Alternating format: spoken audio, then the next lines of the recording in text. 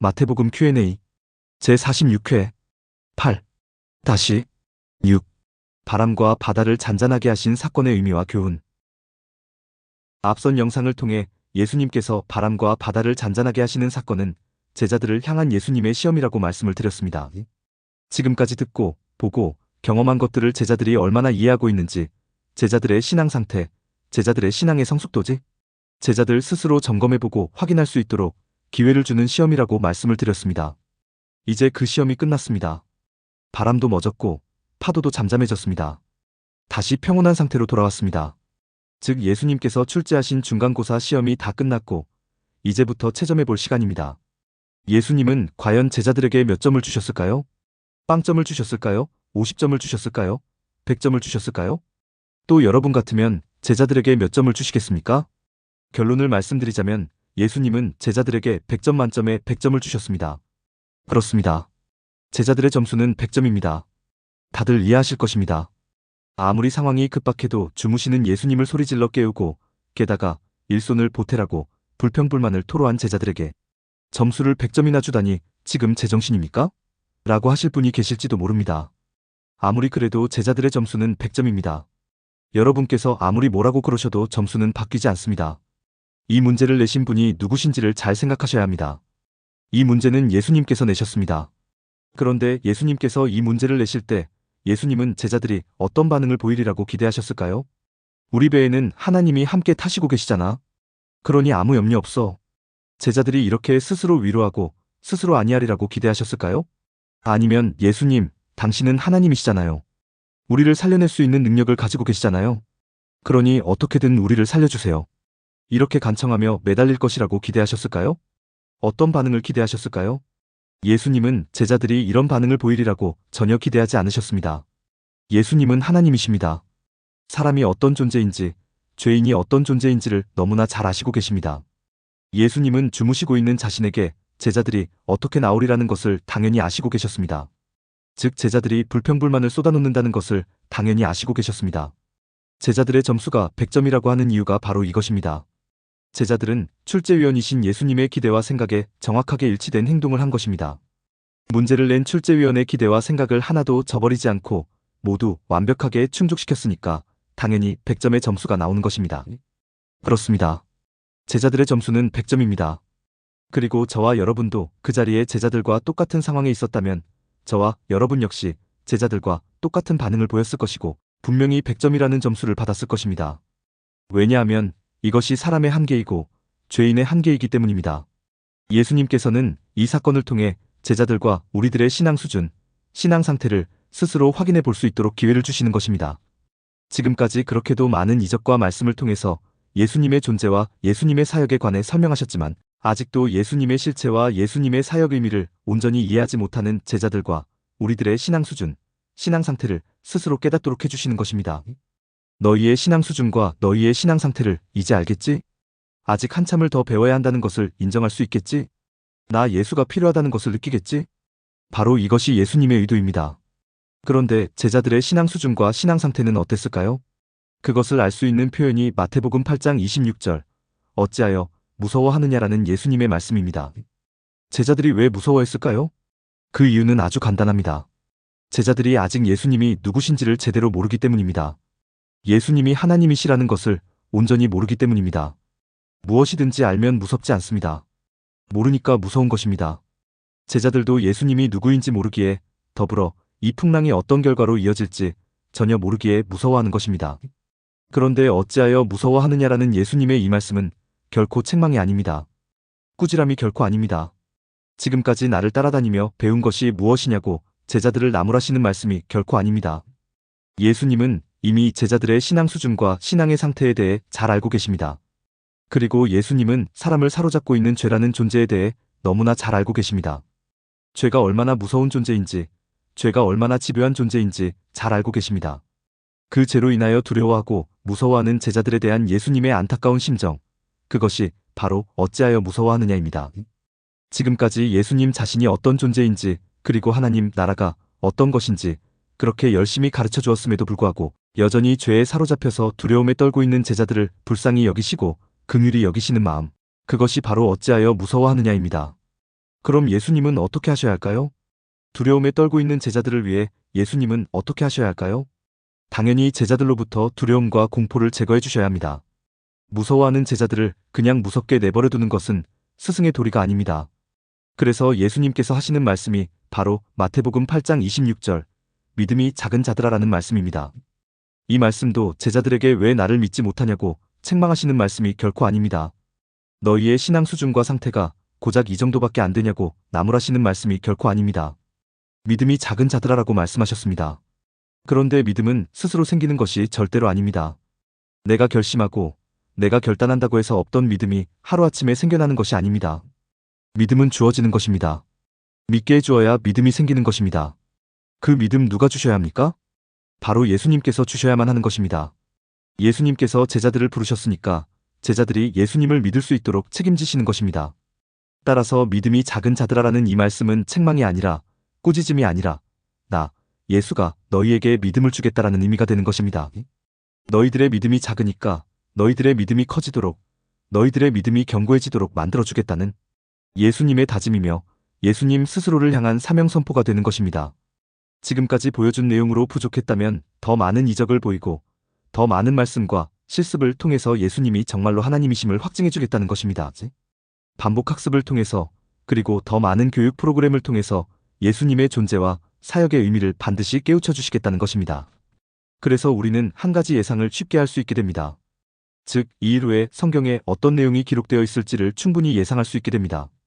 지금까지 행하셨던 예수님의 사역, 다시 말해 귀신을 내쫓고 병자를 고치시고 말씀을 가르치시는 내용이 다시 반복되어 나오리라는 것을 예상할 수 있게 됩니다. 그리고 더 큰 이적, 즉 죽은 자도 살리시고 5,000명을 먹이시는 더 큰 이적을 행하시리라는 것을 충분히 예상할 수 있게 됩니다.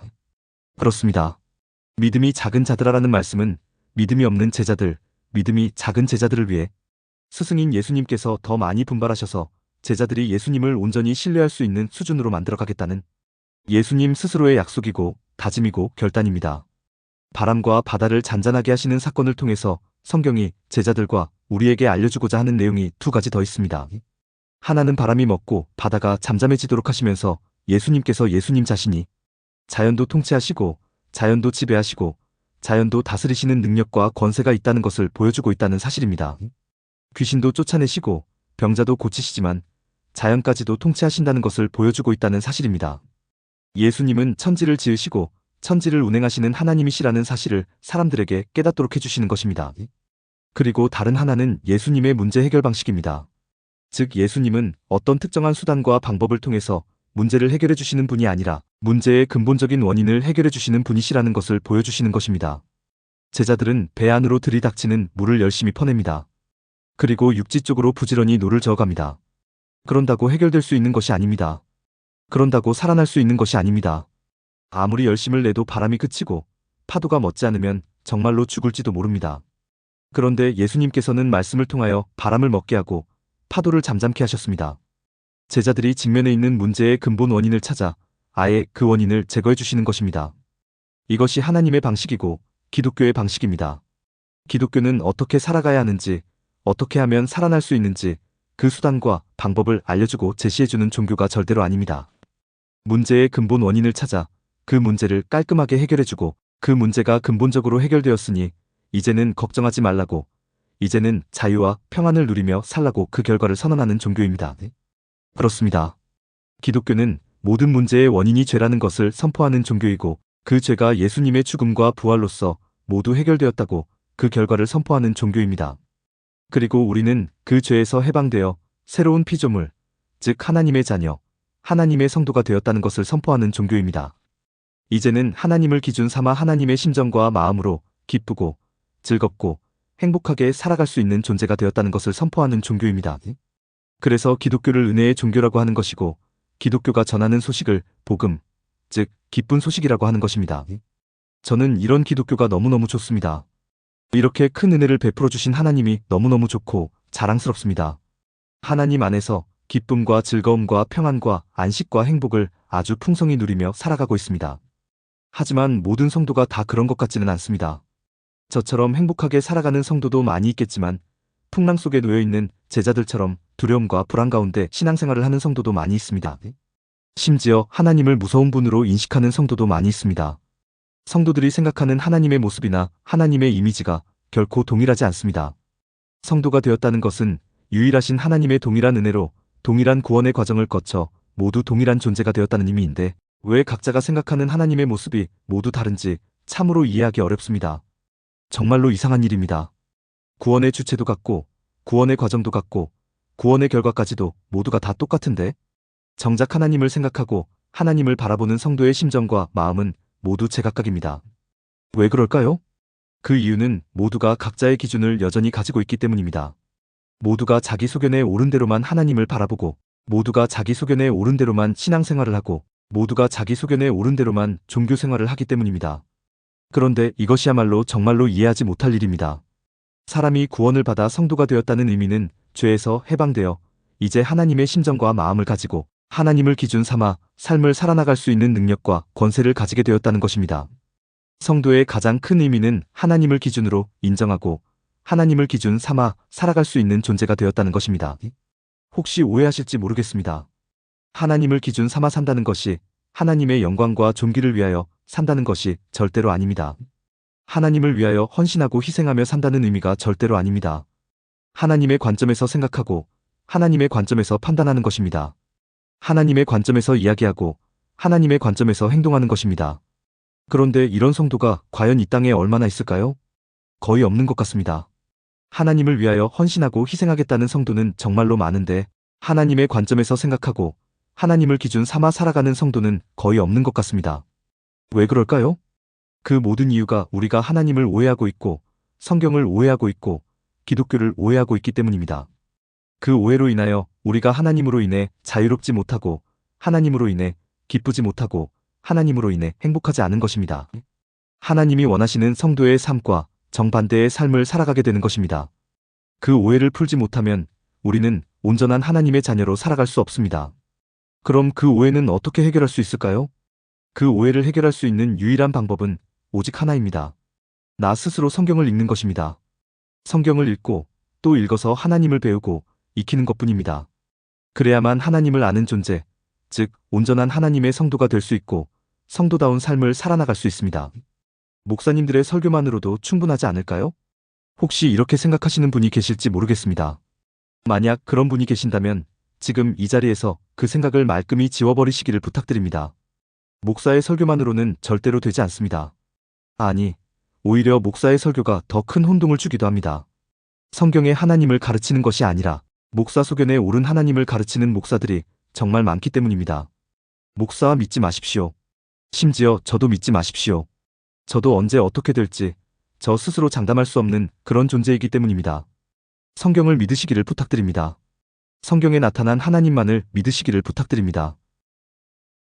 오늘 사건은 마태복음 8장 27절 그 사람들이 놀랍게 여겨 이르되 이가 어떠한 사람이기에 바람과 바다도 순종하는가 하더라라는 내용으로 끝이 납니다.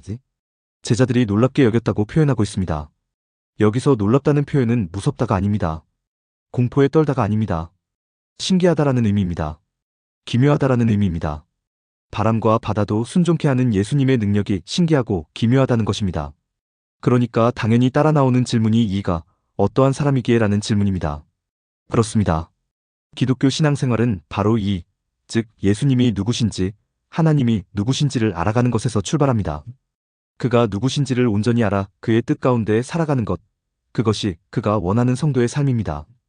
그가 누구신지 그에 대해 아주 자세히 기록한 성경을 많이 읽으셔서 하나님을 바르게 아시고 성숙한 성도의 삶 살아가시기를 부탁드립니다. 공감하셨다면 구독과 좋아요, 알림 설정 부탁드립니다. 하나님의 말씀을 바르게 전하는데 큰 도움이 될 것입니다. 평등하고 공정하며 정의롭고 행복한 세상을 이루는데 큰 도움이 될 것입니다.